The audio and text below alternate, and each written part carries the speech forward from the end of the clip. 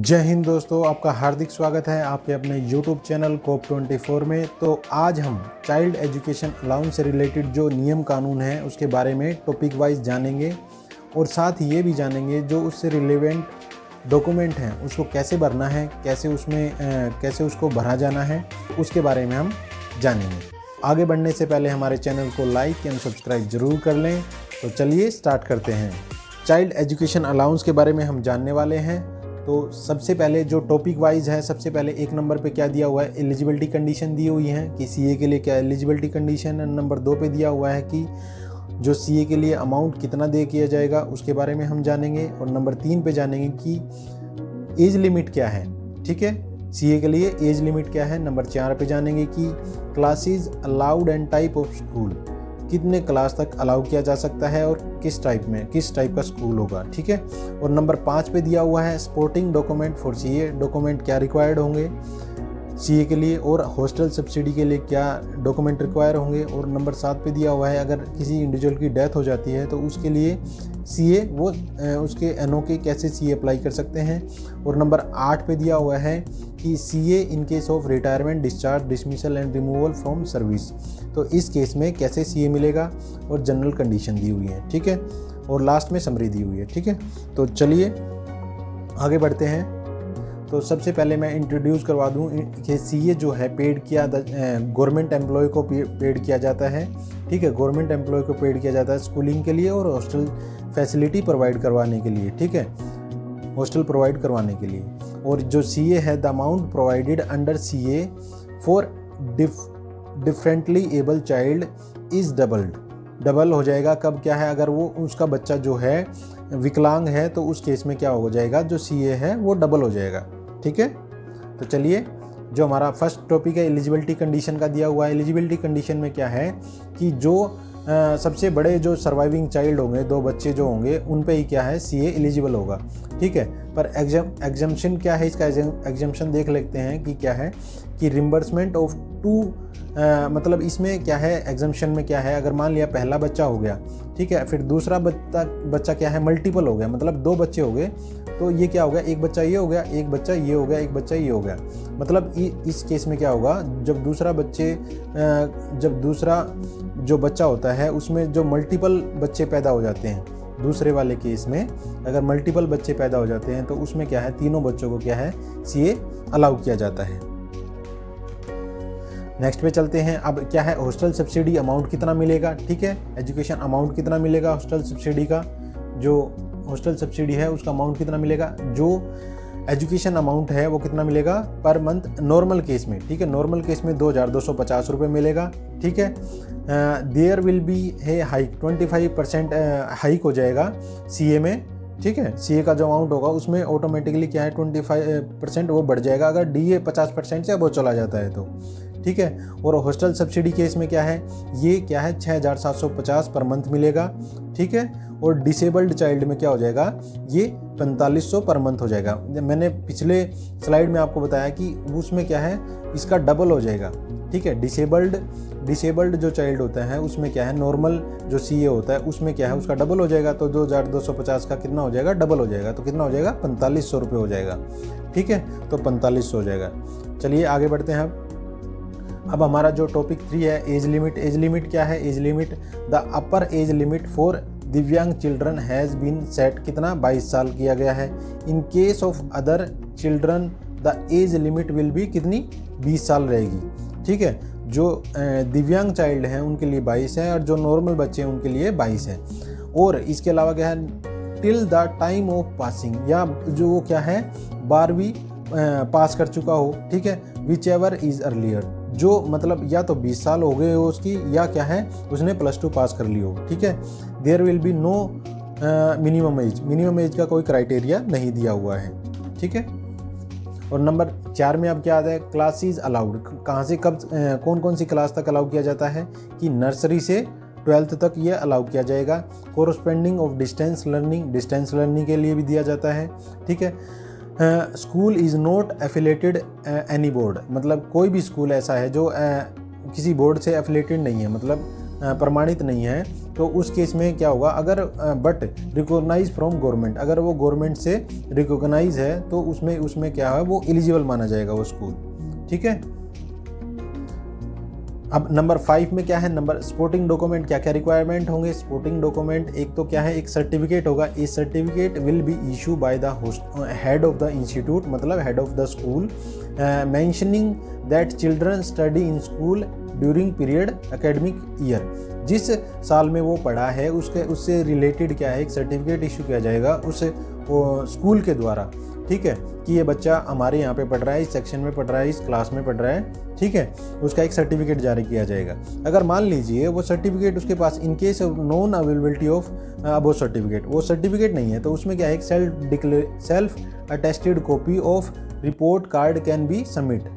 अगर वो सर्टिफिकेट नहीं है तो एक रिपोर्ट कार्ड की जो कॉपी है वो भी अटेस्टेड करवा के क्या की जा सकती है, सबमिट की जा सकती है। अब नंबर 3 के पे क्या है, एक सेल्फ अटेस्टेड फी रिसिप्ट जो सेल्फ अटेस्टेड होनी चाहिए, वेदर इट ऑफलाइन और ऑनलाइन। ठीक है, फॉर एकेडमिक ईयर के लिए। अगर वो सेल्फ अटेस्टेड फ़ी जो उसने फ़ी पे की है उसकी क्या है, सेल्फ अटेस्टेड, वो जो बिल है वो सेल्फ अटेस्टेड होनी चाहिए। ठीक है, चाहे उसने पेमेंट क्या है, चाहे ऑफलाइन की हो चाहे ऑनलाइन की हो। ठीक है, जो रिसिप्ट होंगी वो क्या नाम है, सेल्फ अटेस्टेड होंगी। अब मैंने जो फॉर्म बताया आपको, एक सेल्फ डिक्लेरेशन वाला फॉर्म होता है। ठीक है, एक सेल्फ डिक्लेरेशन वाला फॉर्म होता है सेल्फ डिक्लेरेशन का। इसमें क्या होता है जी, पहले क्या है, आपको रेजिमेंटल नंबर भर देना, जो भी आपका है 14-0-12। ठीक है, वो आपको रेजिमेंटल नंबर भर देना। फिर इसमें आपको रैंक भर देना, जैसे कांस्टेबल जीडी या ASI जीडी जो कुछ भी है। फिर इसमें नाम आ जाएगा आपका XY, जो भी नाम है वो आपका नाम इसमें भर देना है। फिर इसके बाद क्या आ जाएगा, यूनिट, आपकी जो भी यूनिट है 24 है या 23 यूनिट है तो वो इसमें आ जाएगी। ठीक है, do hereby certificate that my son daughter namely जो उसका बच्चे का क्या नाम है, जैसे मान लिया सोनू नाम है, वॉज स्टडीड इन क्लास, मान लिया 10th में पढ़ रहा था। ठीक है, इन सेक्शन ए, तो सेक्शन ए आ जाएगा इसमें। और रोल नंबर उसका मान लिया जी 22 है, तो रोल नंबर आपको 22 भरना है। ड्यूरिंग द प्रीवियस ईयर, मान लिया जो ईयर है, जो फाइनेंशियल ईयर है वो 22-23 के लिए आप भर रहे हैं। अब यहाँ पे क्या आ जाएगा, स्कूल का नाम आ जाएगा। स्कूल का जो भी नाम होगा XYZ जो भी है स्कूल, उसका नाम भर देना है। और यहाँ पे क्या करना है, अपना नाम भर देना है और यहाँ पे क्या है, सिग्नेचर कर देना है आपके। ठीक है, कोर्स नंबर, रैंक, यूनिट, और यहाँ पे क्या करना है, डेट ऑफ प्लेस भर देना है। ये सेल्फ डिक्लेरेशन, इसको आपको ऐसे भरना है। ठीक है, और यहाँ पे क्या है, ये जो है certificate from the head of institute oblique school, इसमें क्या करना है आपको, यहाँ पे डेट डाल देनी है और जो इंस्टीट्यूट से भरवाना है, आपको नहीं भरना है। ठीक है, वो इंस्टीट्यूट भरेगा। It is certified that master Kumari, जो भी आपकी क्या नाम है, सोनू कुमार। ठीक है, हैविंग एडमिशन नंबर, जो भी आपका एडमिशन नंबर होगा वो आप भर देंगे। और डेट ऑफ बर्थ जो भी आपकी 12/13/2021, ठीक है, 12/11/2021 जो भी होगी आपकी, वो आप इसमें भर देना। ठीक है, फिर इसमें क्या आएगा, डॉटर ऑफ मिस्टर, इसमें आपके फादर का नाम आ जाएगा। फादर नेम मान लिया राम कुमार। ठीक है, राम कुमार, इसमें आपका फादर का नाम आ जाएगा। फिर स्टडिंग इन, वो स्टडिंग इन, मतलब जो आपको ये ध्यान रखना है कि जो करंट ईयर है उसमें नहीं भर देना है, जो वो पास कर चुका है उसका भरना है आपको। स्टडिंग इन कितना, मान लिया कि वो 9th क्लास में था तो अभी, ठीक है, 10th क्लास में था तो 10th क्लास का आपको उसमें भर देना। सेक्शन ए में था। रोल नंबर जो भी उसका था, क्या था रोल नंबर, क्या नाम है, 22-23 जो भी है उसका रोल नंबर भर देना है। और इसमें क्या है, एकेडमिक ईयर कौन सा था, 2022-23। ठीक है, 2022-23।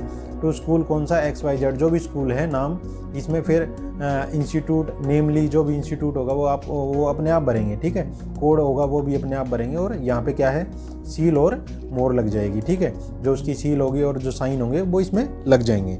तो इस प्रकार ये 2 फॉर्म भरे जाते हैं, ये अपलोड होते हैं। जब हम CA भरेंगे, CA ऑनलाइन कैसे भरेंगे ये भी मैं आपको बताऊँगा अगले वीडियो में। ठीक है, पहले आप इससे जो रूल पोजीशन है वो हम जान लेते हैं। ठीक है, तो इसके बाद क्या है, नेक्स्ट पे चलते हैं। अब हॉस्टल सब्सिडी के लिए सपोर्टिंग डॉक्यूमेंट क्या रहेंगे इसमें देखना है आपको। A certificate will be issue by the head of institute, जो मैंने आपको अभी भरवाया है, ठीक है, वो क्या है, वो कंसर्न्ड इंस्टीट्यूट या स्कूल के द्वारा वो भरा जाएगा, ठीक है। That the amount of expenditure toward lodging and boarding in the residential, जो जिस हॉस्टल में रहा है, जो उसका खर्चा है लोडिंग एंड बोर्डिंग का, तो वो उसमें मेंशन करेगा, ठीक है। इन case of non availability of above certificate, अगर ये सर्टिफिकेट नहीं है, ठीक है, अगर ये सर्टिफिकेट नहीं है तो क्या individual can submit self attested copy of reports, cards and original fee receipt which should indicate the amount of expenditure lodging and boarding in the residential complex, ठीक है। अगर मान लीजिए उसके पास सर्टिफिकेट नहीं है तो वो क्या करेगा, report card and original fee receipt जो उसके पास होंगी, वो क्या करेगा, उसमें उस लॉजिंग एंड बोर्डिंग का जो खर्चा हुआ होगा वहाँ रहने का, तो वो उसमें मेंशन करेगा, एक क्या करेगा, वो उसमें मेंशन करेगा, ठीक है। रिपोर्ट कार्ड और ओरिजिनल फी रिसिप्ट दे देगा, ठीक है। एंड शुड इंडिकेट द, उसमें क्या होना चाहिए, वो लॉजिंग और बोर्डिंग का जो एक्सपेंडिचर है वो उसमें मेंशन होना चाहिए, ठीक है। अब इसके बाद आता है इन केस ऑफ डेथ, अगर इंडिविजुअल की डेथ हो जाती है, ठीक है, अगर इंडिविजुअल की डेथ हो जाती है उस केस में क्या होगा, हॉस्टल सब्सिडी द CA और hostel subsidy shall be admissible, ठीक है, दोनों दी जाएंगी। और क्या क्या फर्स्ट कंडीशन क्या है, डिकीज husband oblique wife should not be employ in the central oblique state government, ठीक है। अगर मान लिया किसी एक इंडिविजुअल की डेथ हो जाएगी और दूसरे भी अगर मान लिया दोनों एंड से CA वो नहीं होगा, अप्लाई नहीं किया जाएगा, ये है सिंपल सा, ठीक है। अगर एक की डेथ हो गई तो आप ये है नहीं कि भाई उनके बिहाफ पे भी भर लें और अपने बिहाफ पे भी भर दें, ठीक है, ये नहीं होगा। नंबर 2 में क्या है, the eligibility condition age limit will be remain same, जो एलिजिबिलिटी कंडीशन में आपको पहले बताई है, ठीक है।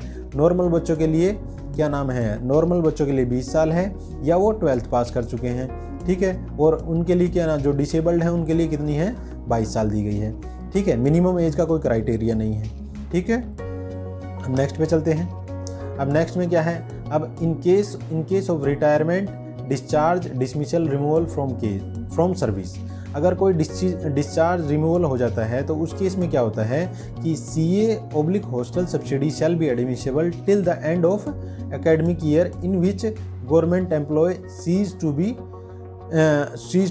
इन service due to retirement, discharge, dismissal, removal from service in the course of academic year. मान लीजिए सपोज कीजिए मैं ही हूँ, 2012 में मुझे क्या है, डिस्चार्ज कर दिया जाता है, ठीक है, 2012 में मुझे डिस्चार्ज कर दिया जाता है और मेरा जो बच्चा है वो क्या है, 9th क्लास में पढ़ रहा है, 2012 में फरवरी में मुझे डिस्चार्ज कर दिया जाता है, ठीक है। तो उसमें जिस एकेडमिक ईयर में जो बच्चा पढ़ रहा है तो वो पूरे साल तक उसे पढ़ने दिया जाएगा, तो उस पूरे साल का उसे क्या होगा, CA मिलेगा। उसके बाद का जो पीरियड होगा, ठीक है, उसके बाद का जो पीरियड होगा वो फिर वो बाद में क्या है, CA के लिए अप्लाई नहीं कर सकता है, ठीक है। ये सिंपल सी भाषा है, ये आप समझ ही गए होंगे, ठीक है। तो जिस ईयर में क्या है आप डिस्चार्ज, रिटायरमेंट, रिन्यूअल जो कुछ भी हुए हैं तो उस साल तक का आप क्या है, CA ले सकते हैं, ठीक है। अब इसके बाद है जनरल कंडीशन। जनरल कंडीशन में क्या है, जनरल कंडीशन में हम फर्स्ट में क्या दिया हुआ है जनरल कंडीशन में कि if both husband oblique wife in government job only one can, मतलब मैंने पहले बताया कि केवल एक ही क्या कर सकता है, CA के लिए अप्लाई कर सकता है, दोनों अप्लाई नहीं कर सकते हैं, ठीक है। और नंबर 2 पे क्या आता है, hostel subsidy CA can be claim concurrently, मतलब उसी क्रम में, जिस क्रम में जैसे बच्चा पास कर रहा है उसी क्रम में वो उसको मिलता रहेगा, ठीक है। और नंबर CA हॉस्टल 3 पे देखें, CA oblique hostel subsidy can be claim after completion of the financial year. मैंने कहने का मतलब ये है कि जब बच्चा किसी क्लास को पास कर लेता है तभी उसके बाद ही वो क्या है, CA के लिए या हॉस्टल सब्सिडी के लिए क्लेम कर सकता है, उससे पहले नहीं कर सकता है। और नंबर 4 में क्या है, for hostel subsidy will be applicable only when educational institute located at least 50 kilometre from the residential. अगर मान लीजिए कि अगर आपका जो घर है, ठीक है, आपका जो घर है वो हॉस्टल से, ठीक है, हॉस्टल से अगर क्या नाम है 50 किलोमीटर से ज़्यादा की दूरी पे है तो तभी उसको हॉस्टल सब्सिडी के लिए वो एलिजिबल होगा, ठीक है। और नंबर 5 में क्या आता है, CEA hostel subsidy can not be reimburse for the same class. Same class के लिए क्या है, रिम्बर्स नहीं की जा सकती है, ठीक है। मान लीजिए आपका बच्चा छठी क्लास में पढ़ रहा है और फिर बाद में आप दोबारा ही उसी क्लास के लिए, छठी क्लास के ही लिए आप अप्लाई करें उसको CA को, तो वो आपको दे नहीं किया जाएगा। और नंबर 6 में क्या दिया हुआ है, if children failed in particular class reimbursement shell not be stopped. मतलब कोई बच्चा है वो मान लीजिए छठी क्लास में फेल हो गया, तो फिर क्या है उसका जो क्या नाम है CA है वो वहाँ रोक नहीं दिया जाएगा। फिर मान लीजिए वो अगली क्लास में फिर दोबारा उसी क्लास को करता है तो वो क्या है, वो एलिजिबल होगा CA अप्लाई करने के लिए, ठीक है, वहीं पे उसको स्टॉप नहीं कर दिया जाएगा। अब समरी में देख लेते हैं, समरी में क्या दिया हुआ है। समरी में ये है कि the CA hostel subsidy admissible to a government servant while he is on duty और इज अंडर सस्पेंशन और इज ऑन EOL। अगर वो सस्पेंड है या गवर्नमेंट ड्यूटी में है तभी उसको क्या है, CA या हॉस्टल सब्सिडी दिया जाएगा, ठीक है। परंतु provided that during any period which is treated as dies non the government servant shall not be eligible for CA, ठीक है, CA/ हॉस्टल सब्सिडी। अगर डाइज नोन हो जाता है, ठीक है, किसी पीरियड अगर इंडिविजुअल का पीरियड जो है डाइज नोन हो जाता है, मान लीजिए वो अब्सेंट रहने के बाद जो कॉम्पिटेंट अथॉरिटी ने उसके पीरियड को क्या है डाइज नोन कर दिया, तो उस पीरियड के लिए उसको क्या है CA या हॉस्टल सब्सिडी दे नहीं किया जाएगा, ठीक है। तो इतना सा मैंने आपको समराइज कर दिया है। हॉस्टल सब्सिडी से रिलेटेड जितने भी नियम कानून थे, क्या एलिजिबिलिटी कंडीशन है, ठीक है, उसके बारे में हमने एक एक करके जान लिया है। तो अगले वाले वीडियो में हम क्या जानेंगे कि जो CA है या हॉस्टल सब्सिडी का फॉर्म है ऑनलाइन कैसे भरते हैं, ठीक है, वो भी बिल्कुल आसान भाषा में जानेंगे। तो बहुत बहुत धन्यवाद ये वीडियो देखने के लिए। मैं आशा करता हूँ कि आपको जो अभी तक मैंने आपको बताया है आपको अच्छी तरह से समझ में आया है और आप इसे अच्छी तरह से अपने एडमिनिस्ट्रेशन में इम्प्लीमेंट करें, ठीक है, अच्छी तरह से इसका प्रयोग करें, जानकार बने। तो बहुत बहुत धन्यवाद। जय हिंद, जय भारत।